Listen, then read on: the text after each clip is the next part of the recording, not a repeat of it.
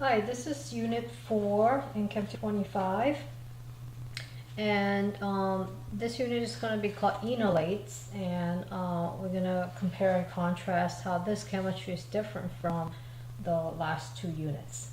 So, so far in Unit 1, Unit 2, and 3, what we've seen is we looked at carbonyl chemistry, whether it was an aldehyde or a ketone, and the carbonyl that we looked at served as an electrophile, right? Because we always reacted with some kind of nucleophile, and the nucleophile was attracted to the carbon, which was partially positive because there was an electron withdrawing group, oxygen pulling electron density towards it.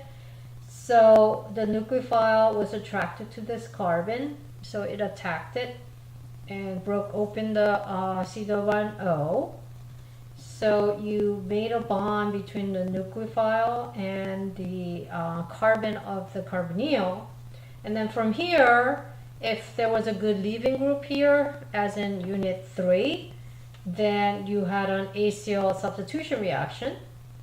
But in Unit 2, for aldehydes and ketones, if this was a hydrogen or R group, there was no good leaving group. So it was sort of stuck this way. So this was called nucleophilic addition reaction, where nucleophile added.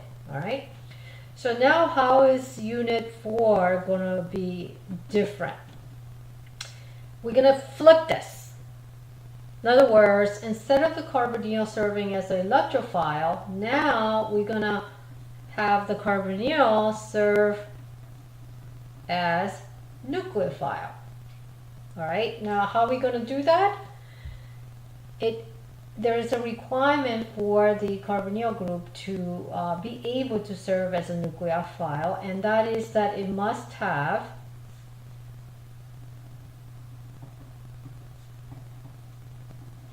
alpha hydrogen. All right. So, in other words, what do I mean by alpha? Alpha is a Greek letter given to carbons right next door to carbonyl. These are the alpha carbons. So either one of them, if we have at least one hydrogen on the alpha carbon, this can serve as a nucleophile, and then it's going to react with an electrophile. So we're going to look at many different kinds of electrophiles, and it's going to do a reaction. All right. Now the nucleophile that it forms, so the nucleophile it forms is called, there are two names for this, for two different species. You could form a nucleophile called enol, or another nucleophile called enolate. All right, and what is the difference between these two nucleophiles is basically what kind of condition you do this formation in. So if you have a carbonyl, let's say acetone, it's got a bunch of alpha hydrogens, and depending on whether you have a weak base, so a catalytic amount of this, or so this is a reversible reaction, or you could do it under acidic conditions. So catalytic acid or base, let me blow this up so you can see better. Under this condition you form an enol, which looks like this, and we'll go over how these are formed.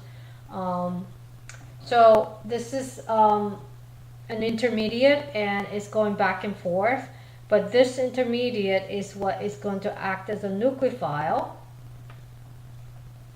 and when you react with an electrophile, the reaction happens at the alpha carbon where the double bond is, so you are putting the electrophile onto the alpha carbon. So that's the reaction that we're going to study in Unit 4.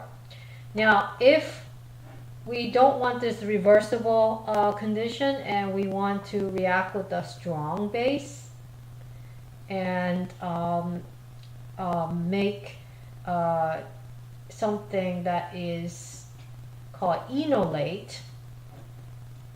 So this is enol, and this is enolate. So the difference between enol and enolate is that the enolate is negatively charged. It's not a neutral species like enol is. And in order for that to be formed, you have to use a strong base, which is usually not reversible. And then you react it with an electrophile. And you could sort of see how this might happen mechanistically, that C double bond O comes and the double bond comes and grabs the electrophile to form this bond. Okay, so this is sort of overview of what you're going to see over and over again in this unit. So the carbonyl group is going to serve as a nucleophile, and we're going to now look at various electrophiles to accomplish this. All right. Now, why are we learning this kind of chemistry? You might be asking yourself.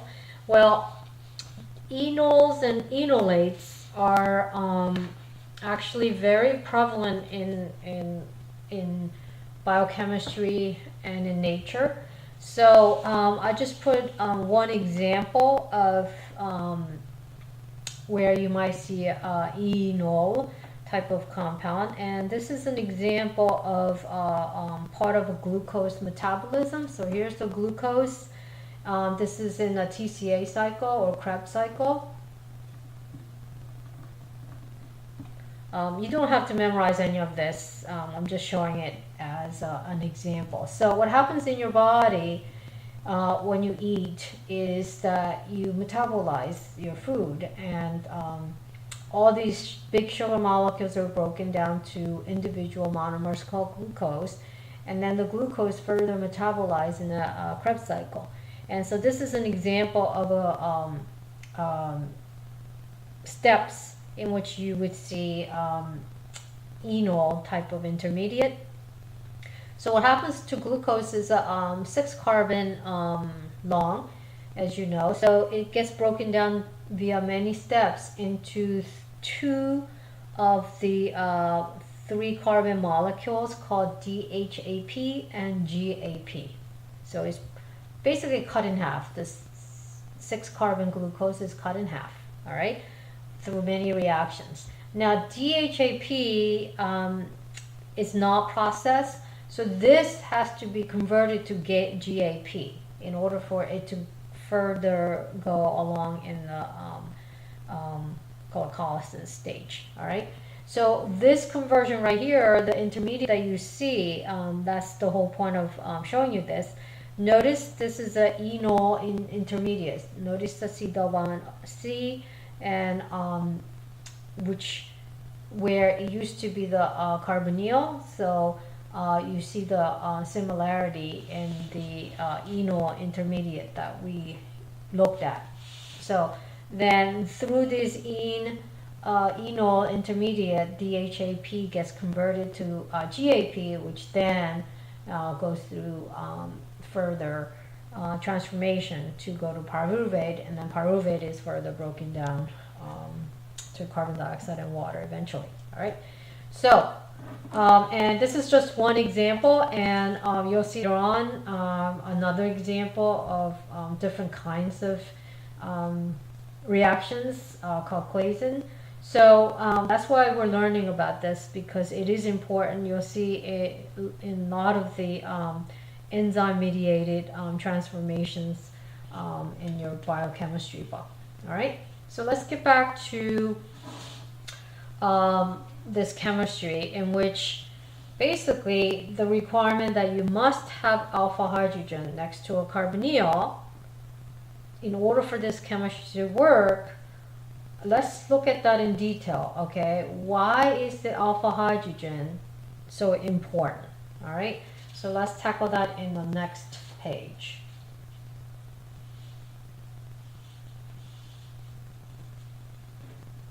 So The reason why I have that circle the most acidic proton in the following molecule is for us to discuss why is the alpha carbon hydrogen so important.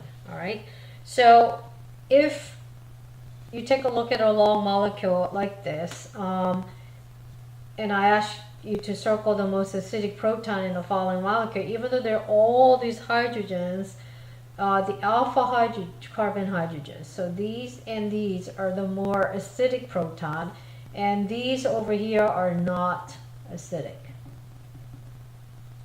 All right. So these protons, in other words, are more easily removed by base than these protons further away from the C-1O. So the alpha carbon hydrogens are more acidic than the other ones, right? So there are reasons for this. Why are alpha protons acidic? There are two reasons. One is the inductive effect.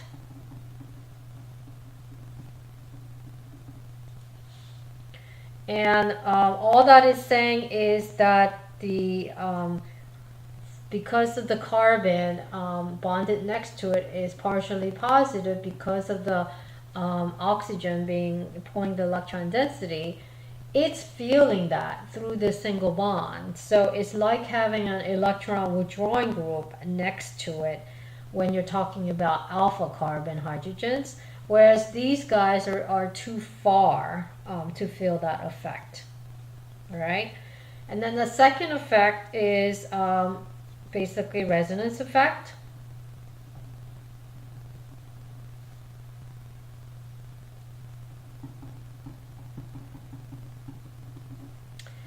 Which, when hydrogen is removed from the alpha proton, you have, so let's draw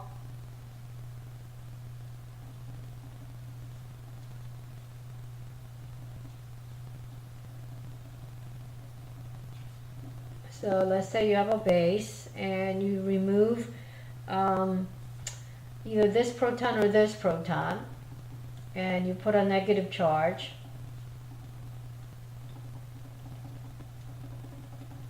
Next to carbonyl, you know that this is resonance stabilized because of the C-1 next door to it. So you know you could draw a resonance structure in which that negative charge is now